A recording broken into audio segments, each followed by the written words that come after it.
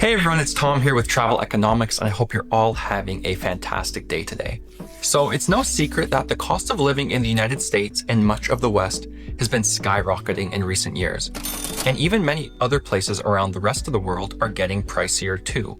But if you've had your eye on moving to Europe and you want to live somewhere with a lower cost of living that still has a very high quality of life, then this video is for you. And that's because in this video, I'm sharing 9 of the cheapest places to live in Europe that you can consider.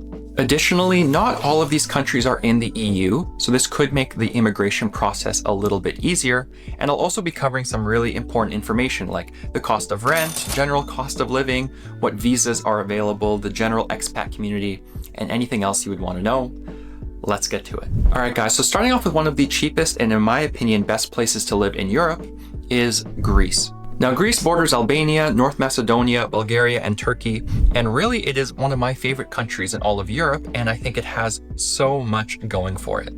Now, of course, Greece is one of Europe's top tourist destinations, and you have people going to Mykonos and Santorini, and really Greece looking like this Instagram highlight reel when you research it online. However, Greece is still very affordable, especially if you go to some of the less popular tourist destinations, and it can be at least 25% cheaper than living in many places in the United States. Now, I've spent an entire summer more or less in Greece, island hopping and exploring different islands and locations, as well as Athens on the mainland, and honestly, Greece has so many beautiful destinations you can consider. My personal favorite is the island of Crete, and that's because you really have a broad spectrum of things to explore. You can go to the more touristy hubs, there are beautiful beaches, there are some very small towns that get a lot less attention and are much cheaper, and you can find some wonderful accommodation here. Of course, you could always check out Athens as well. This is a city I really enjoy, and if you're a history buff, there's honestly no shortage of things to see in Greece. Naxos and Syros are also slightly more affordable, slightly less touristy islands as well that you could also check out. And again, that's the beautiful part about Greece. You can choose to live on the mainland, you can choose to live on islands. And again, getting between all of these islands with the ferry system or cheap flights is very, very simple. Now, in terms of visas, because Greece is in the Schengen region, if you're from the US or Canada or outside of Europe, you can basically stay for up to 90 days in this zone. However, Greece now has a digital nomad visa as well, which lets you stay up to 1 year and is renewable, and it just has some basic income requirements, more or less. Again, Greece has been one of my all-time favorite countries to visit in all of Europe, and I really like as well that it's great for families, it's safe, and it has some really amazing cultural values. All right, guys, and the second cheap destination in Europe you can consider living is Romania. Now, in my biased opinion, because my family is from Romania, Romania is one of the best places you could live in Europe. And in fact, I'm actually filming this video from Cluj right now. I'm in Romania making this video, and it is such a gem. I mean, Forbes has even ranked Romania as one of the best places to retire in Europe, and a lot of this has to do with the cost of living, but also how much there is to do in this country. Now, for starters, the cost of living is typically going to be much lower than you'll find in Western Europe or anywhere in North America. In the capital city of Bucharest, you can find very affordable apartments, especially if you're renting longer term. Groceries here are going to be cheaper. Again, the overall cost of living, cell phone plans, your private insurance, groceries, rent is going to be much lower than many other major capital cities or Western countries. But again, Romania has so much to explore, and my personal favorite is going to the Transylvanian region of Romania, where you have some amazing history, medieval castles, and some beautiful towns and cities. Brasov is one of my all-time favorites, and again, it is just such a picturesque, beautiful place to live. And I'm currently in Cluj as well, which is a bit more of a remote hub, tech capital of Romania, that again is a beautiful city with amazing parks, so much to do. I'll be putting out a vlog about Cluj as well. And again, much more affordable than many Western European cities or places in North America. But honestly, Romania has so many other perks outside of cost of living, and I like that you can kind of choose your own adventure. I mean, you have amazing castles, you have the mountains, you have the Black Sea, all of this amazing food as well. So again, you can kind of pick the kind of lifestyle you want here, and it is very affordable. Just note that Romania is part of the Schengen region. So again, you can stay for up to 90 days if you're not an EU resident, but Romania does have a longer term visa option, and it also offers citizenship by descent or citizenship by ancestry, which is the path I'm pursuing right now to get my Romanian passport. So maybe you can do the same thing. All right, guys, and the third cheapest destination to live in Europe is Montenegro. Now, Montenegro is located on the Adriatic Sea, just north of Albania, and really it offers some breathtaking coastal views and amazing destinations to settle down in. Now, Montenegro is also where I spent a large part of one summer. I went to Croatia first, which I enjoyed, but I then went to Montenegro and honestly really fell in love with the place. Now, the capital city of Podgorica has often been called the most boring capital city in Europe, but personally, I found it was very clean, it's safe, it's still very pretty, and again, it's immensely affordable, especially compared to other European capital cities. But if you want to live closer to the coast, you could look at Budva, you could look at Kotor as well. Again, tourism is growing here, so prices are going up, but I found that Montenegro was way more affordable than going somewhere like Croatia. Now, I spent a lot of time in Tivat as well, which to me kind of felt like a Montenegrin version of Dubai, at least around the marina. It looked very luxe, very fancy, and again, prices were higher here, but not as high as many other places, and I really enjoyed Tivat as well.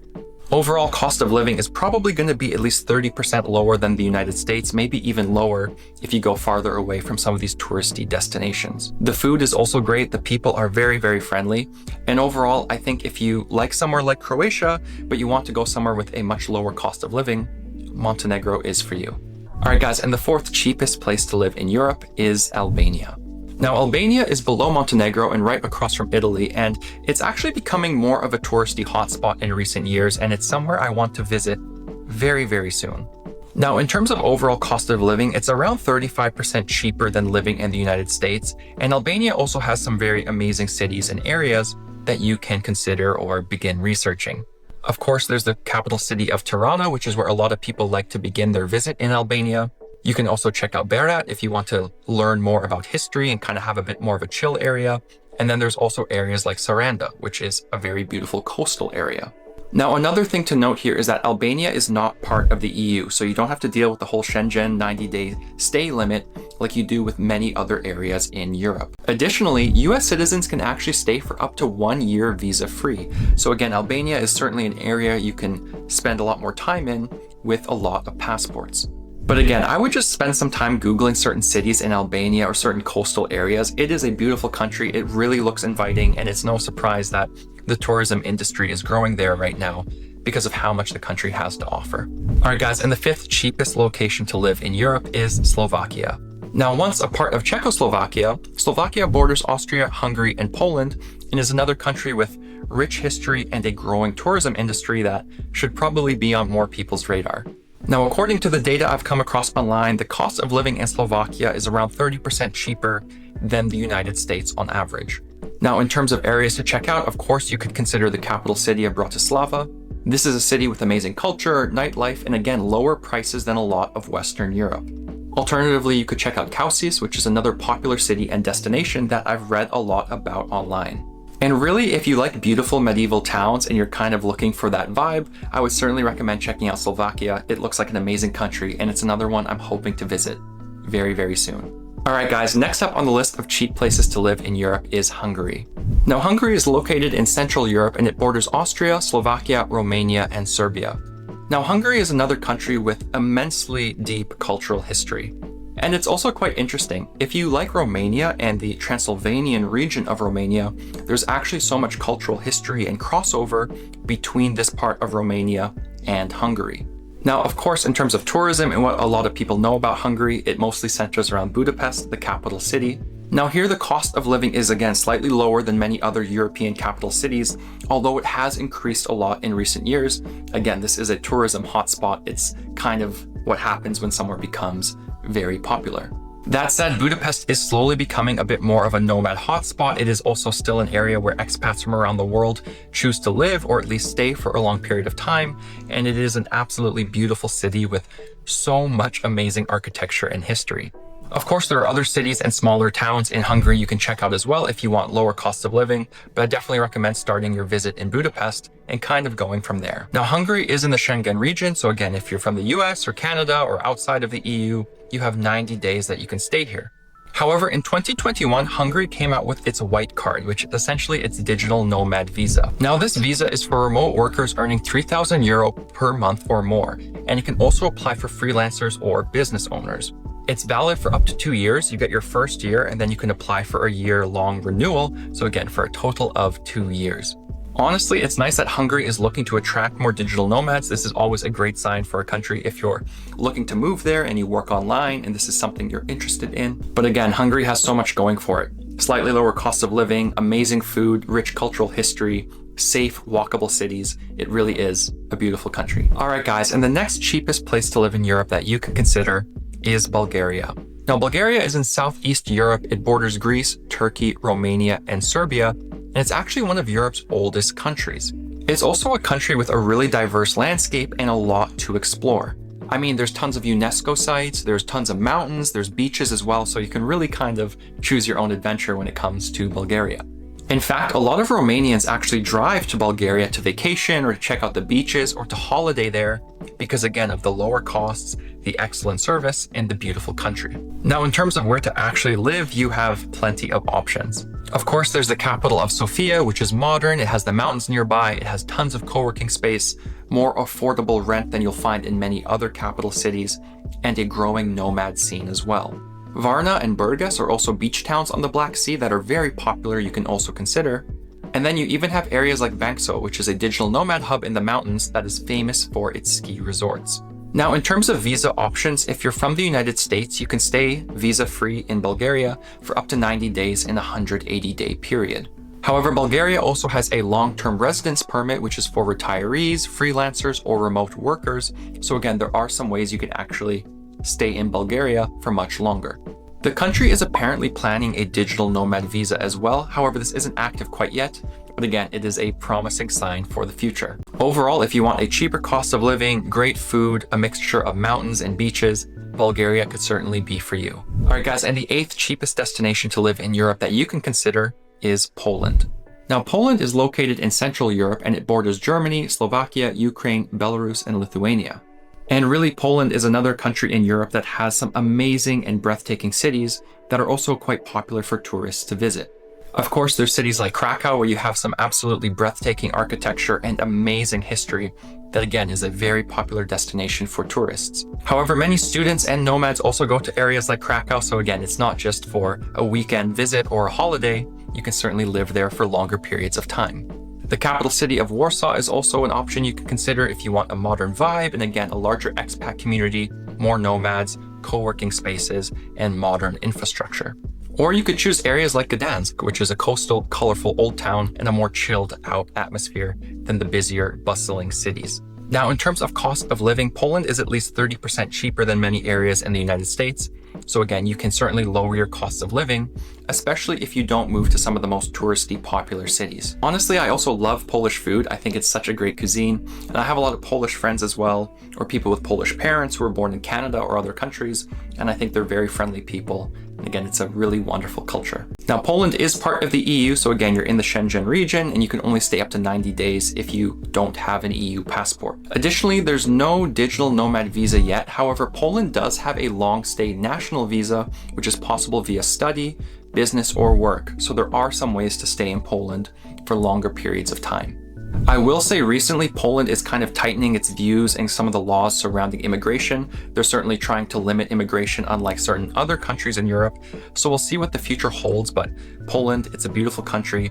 It has really deep history and an amazing culture, and it is certainly more affordable than many other locations in Europe. All right, guys, and the 9th cheap destination to consider in Europe I wanted to cover is Latvia. Now, Latvia is a Baltic state. It is next to Estonia and Lithuania, and it's actually been independent since 1991. Now, I haven't been to Latvia yet. It's another one that's high on my list. I was actually researching it instead of coming to Romania.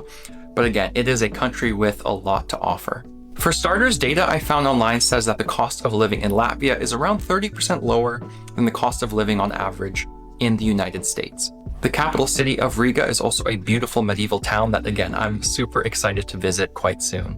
Now, one thing about Latvia is that many of the local salaries aren't that high. So really, the advantage people get by going somewhere like Latvia and many other countries in this area is earning a salary from abroad and then using that to have a very high quality of life in Latvia. Now, thankfully, Latvia offers a digital nomad visa. So again, you can live and work remotely in Latvia for up to 1 year. and have the possibility of extension. Now, in terms of where to live, again, Riga is a beautiful city. It really has a lot to offer and is cheaper than many of the capital cities in Western Europe.